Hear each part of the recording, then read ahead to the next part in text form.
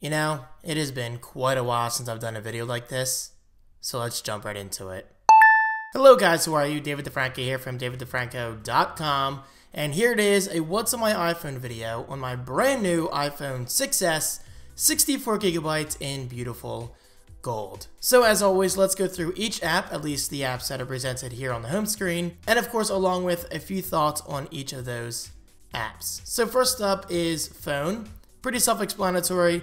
Don't need to open it for the sake of privacy for others, but you know what? It's the Phone app and it works exactly as it should. The Music app, which I am loving for Apple Music alone, and here is my library in case you're curious. Boom.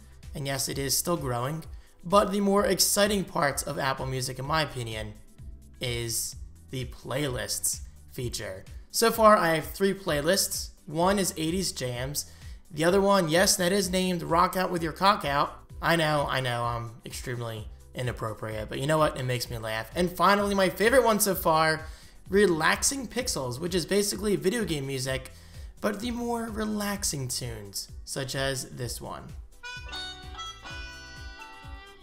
Oh, baby.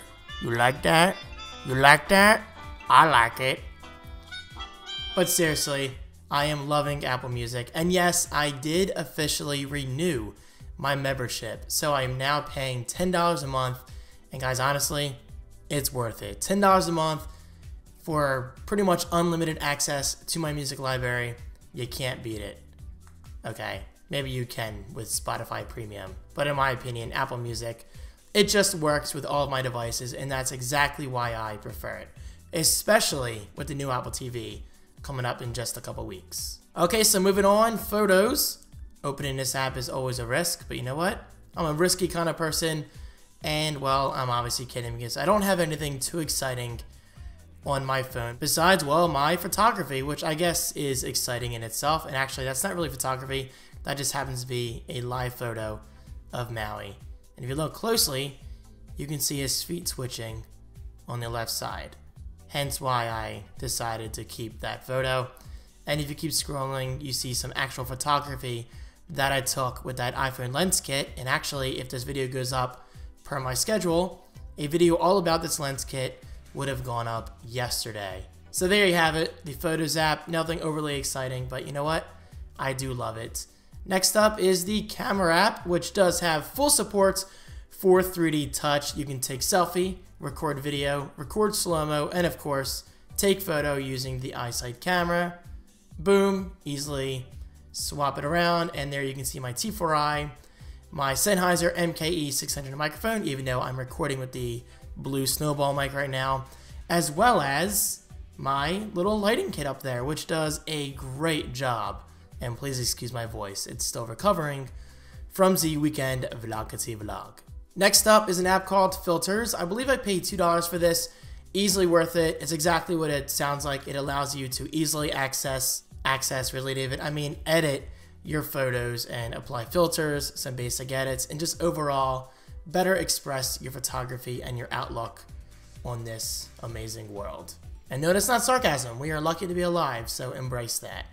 Next up is the News app, which I actually use more often than I thought I would, but only because of 3D touch. I can easily access The Verge like that. It's that easy, and it works perfectly.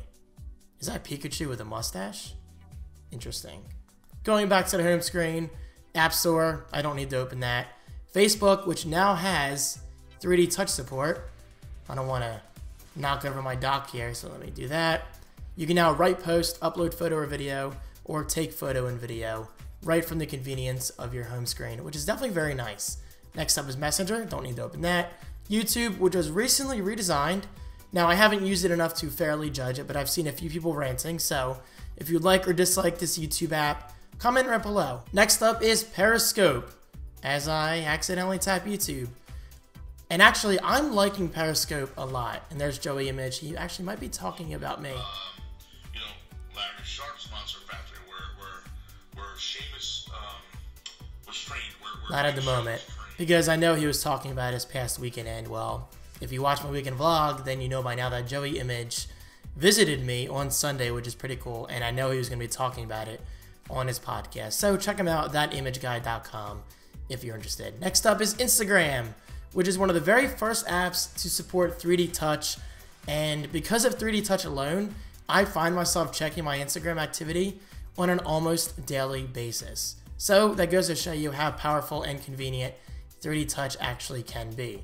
Next up is my expense app that basically allows me to keep track of my revenue and my business expenses. And next up is the PlayStation app, which I actually use all the time, mainly to keep track of my messages because I play PS4 with some friends almost every night. So this app alone is a must-have for any serious gamer out there.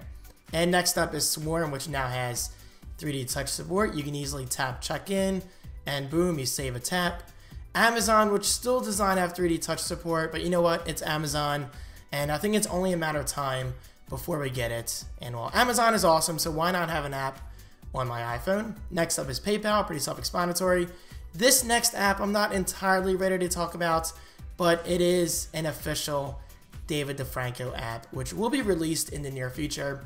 So basically, this app allows you to easily and instantly access a variety of my content, from my blog to my YouTube channel to Twitter to Twitch to Instagram to Patreon, and even a contact button which allows you to instantly email me without even having to leave the app. And I gotta say, that's definitely very cool. And of course, more on that in a bit as the app matures and completes.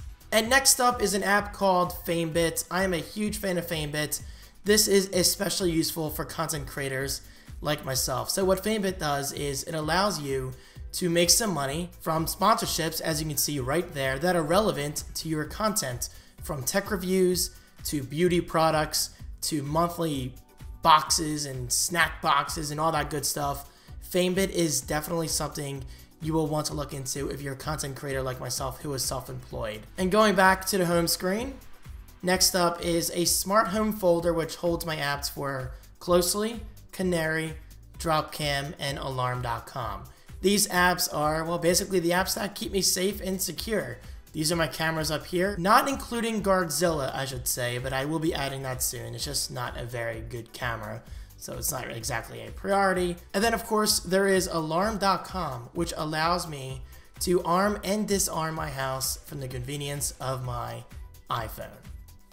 And then there is the dreaded Apple folder, which holds all of the apps that I don't need to access on a regular basis. So boom, into that folder they go. And finally, settings.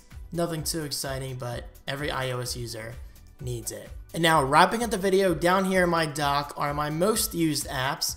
First up is Cloud Magic, which, yes, is an Apple Mail alternative, and it is free to use, and in my opinion, the best Apple Mail alternative. Now, I don't hate Apple Mail, but unfortunately it has gone downhill quite a bit in recent years with Gmail support.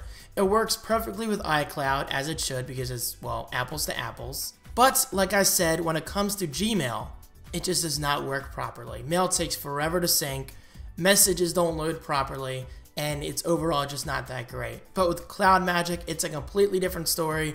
It may not be perfect, but it's a hell of a lot better than Apple Mail in my opinion. Next up is Messages. Don't need to open that, you know what that is. Safari, my favorite web browser on both iOS and OS X. And finally, Tweetbot, which is easily worth the $5 if you're a big Twitter fan like myself. Tweetbot is just that great, and it was actually recently updated on the iPad. So with that said, wrapping up this video, if you want to see a What's on My iPad mini video, like this video, click that thumbs up, and comment right below letting me know. Thank you guys so much for your support. I really appreciate it, and I will see you in my next video. Peace!